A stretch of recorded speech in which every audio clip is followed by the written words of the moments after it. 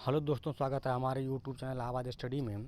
आज हम आपको यूपी ट्रिपल एससी की प्रोग्रेस रिपोर्ट के बारे में डिटेल से बात करेंगे और विभिन्न प्रकार की भर्तियों की भी समीक्षा करेंगे कि इसमें कुछ भर्ती का क्या प्रक्रिया चल रही है और आने वाली भर्तियां, आने वाले रिजल्ट, आंसर की और उसके संबंधित जो भी खबरें हैं उसको इस वीडियो में बताएंगे।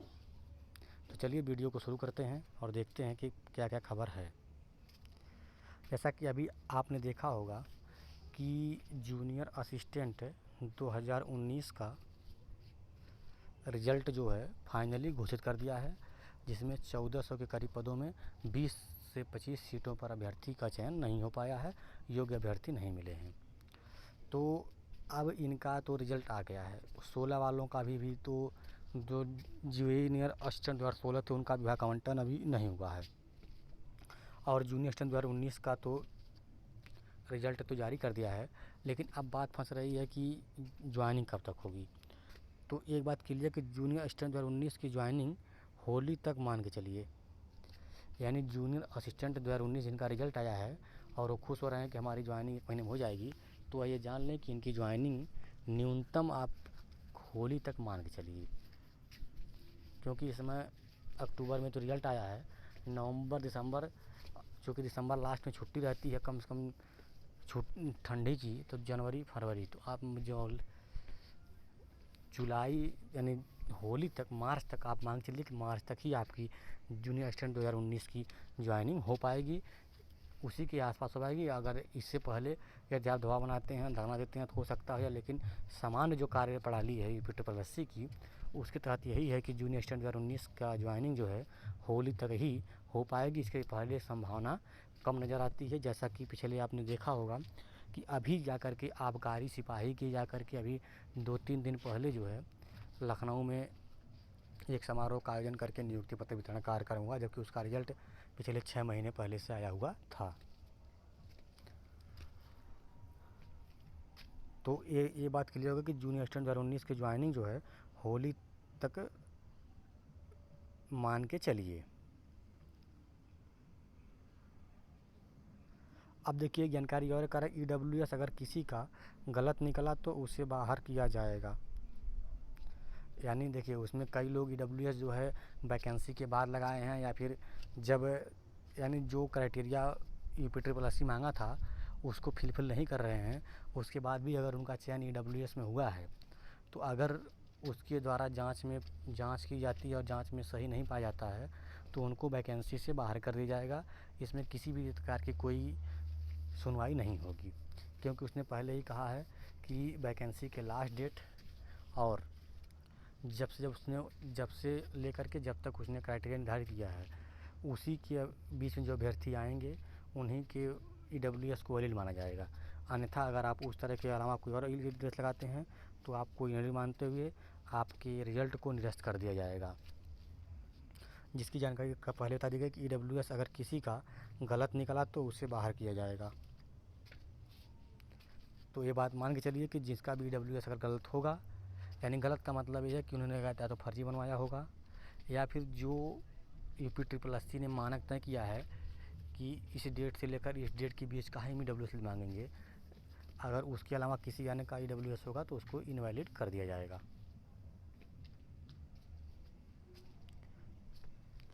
कब करा कि विथ हेल्ड को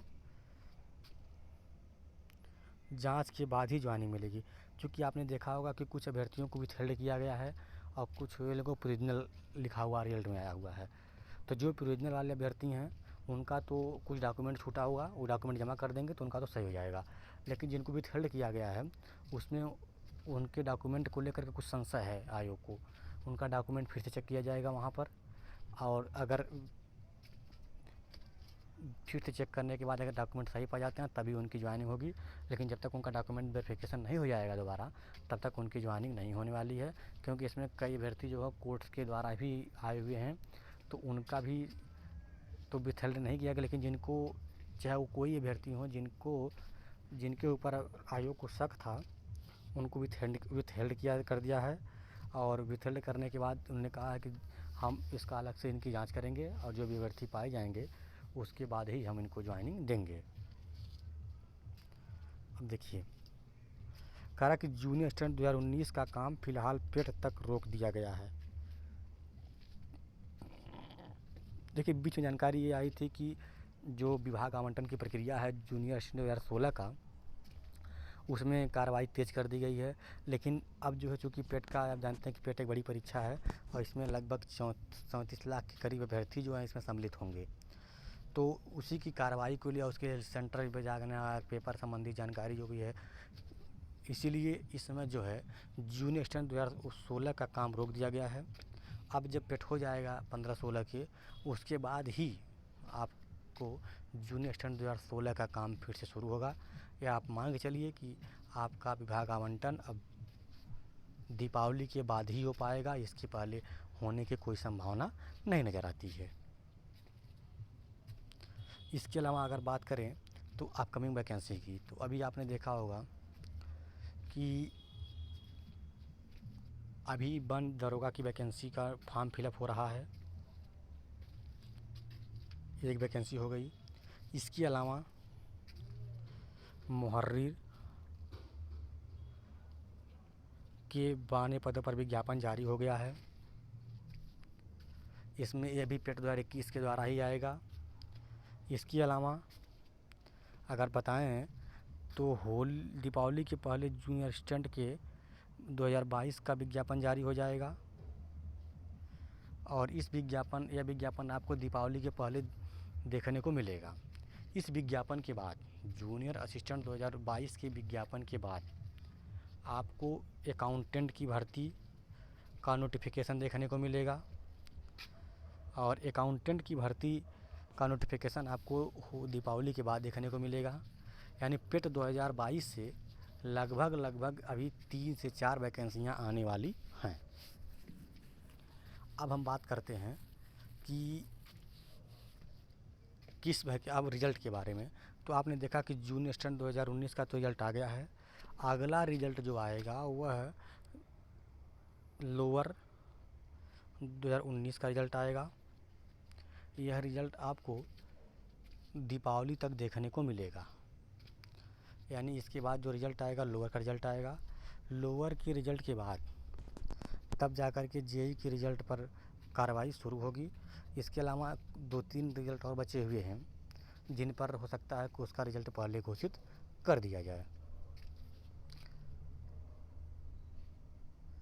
अब अगर बात करते हैं कि एग्ज़ाम की, जो कि आपने देखा होगा कभी जो है वन रक्षक की परीक्षा के बाद UPSSC ने कोई एग्ज़ाम कंडक्ट नहीं करवाया है। लेकिन इस समय UPSSC के पास अगला एग्ज़ाम जो होगा वो तो पेट वाला ही, अब तक जानते हैं कि पेट का एग्ज़ाम कराया जाएगा।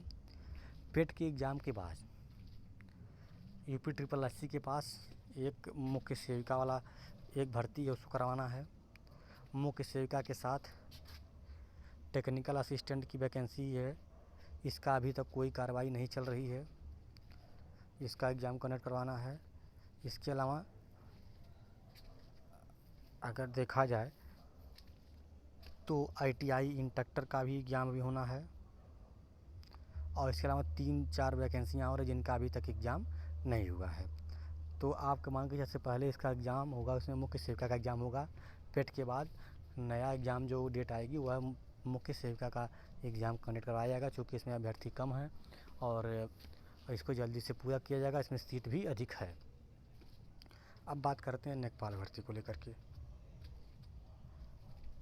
देखिए नेकपाल भर्ती को लेकर के जो बवाल मचा हुआ है कि 8000 सीटों के सापेक्ष जो है 15,000 अभ्यर्थी संदिग्ध पाए गए हैं, तो उसको लेकर के आयोग में और जो SIT है उसमें बात बनती नज़र नहीं आ रही है।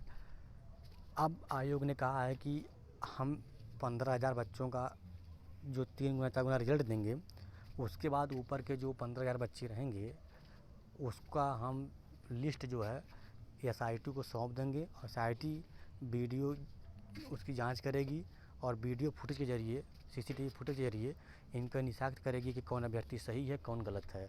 लेकिन हम इस तरह से ना ही वैकेंसी निरस्त करेंगे, नहीं कुछ करेंगे, हम इसका रिज़ल्ट जारी करेंगे। यानी रिज़ल्ट जारी होने के बाद फिर जांच होगी, जांच के बाद तब जाकर के आगे की कार्रवाई की जाएगी। यानी नेकपाल भर्ती जब फंसती हुई नज़र आ रही है, या तो इसमें दो कारण हो सकते हैं, या तो इसको अब जल्द से जल्द करा दिया जाए, या इसको अगर किसी अभ्यर्थी को निकाला जाएगा तो वह कोर्ट चला जाएगा, और कोर्ट जाएगा तो फिर वैकेंसी बच जाएगी। अब इस पर शासन को निर्णय लेना है कि शासन क्या कार्रवाई करता है, ताकि वैकेंसी सही तरीके से जल्द इसकी प्रक्रिया पूरी हो सके। तो ये हो गया आज का कुछ दैनिक रोजगार UP SSC की प्रोग्रेस रिपोर्ट। Thank you.